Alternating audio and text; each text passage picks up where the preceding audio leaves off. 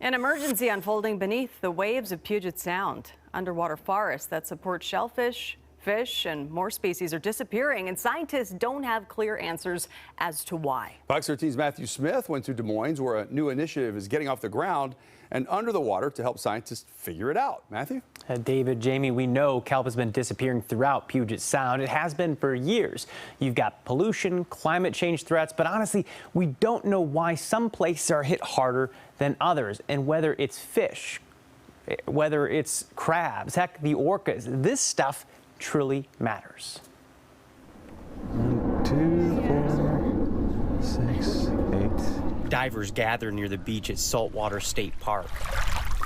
All right, here we go. This is a different site. Reef Check's Dan Abbott is training volunteer divers. So we're going to do invert, UPC, and kelp. Each donating time to track kelp at a time that its disappearance has experts worried.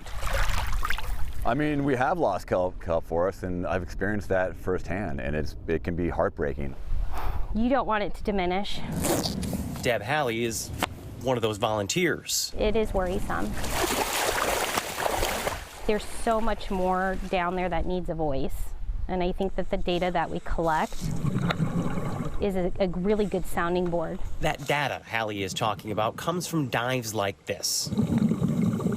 Tracking where kelp is, where it isn't, and how things are changing can fill in critical data gaps. So kelp forests are sort of this engine at the base of the system that is turning carbon into food. That's a beautiful thing. Okay? Betsy Peabody, the executive director of Puget Sound Restoration Fund, met up with me on the beach to talk kelp and why it matters. Okay. To some, it's just seaweed. Something you see wash ashore. It's good stuff, huh? But to experts, this is so much more. The loss of kelp affects everything, from our resident orcas to our salmon, even shellfish. Wildlife, tribal traditions, industry, it all comes back to kelp. But it's being done in this invisible way under the water that we don't often see.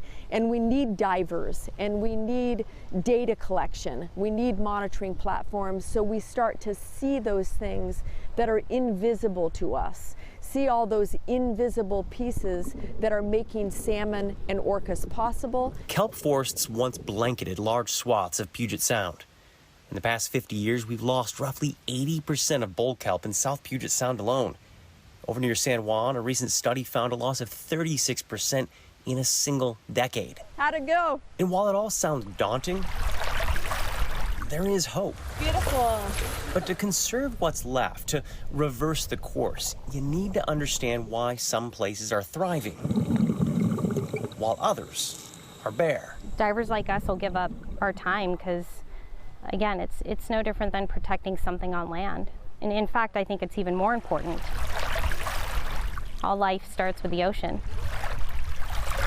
Now, there's a lot going on here. That's why Puget Sound Restoration Fund and Paul G. Allen Family Foundation are teaming up on this. And there's other efforts beyond what we just showed you, and hopefully they want to restore kelp beds. Here's the message I'm getting from scientists. You may not be the one diving in these forests, seeing the wildfire yourself, but those underwater forests affect you. And right now, a lot of people are fighting to reverse a trend that could be damaging to all of us. There's a hope that awareness from stories like this will make people sit up and listen.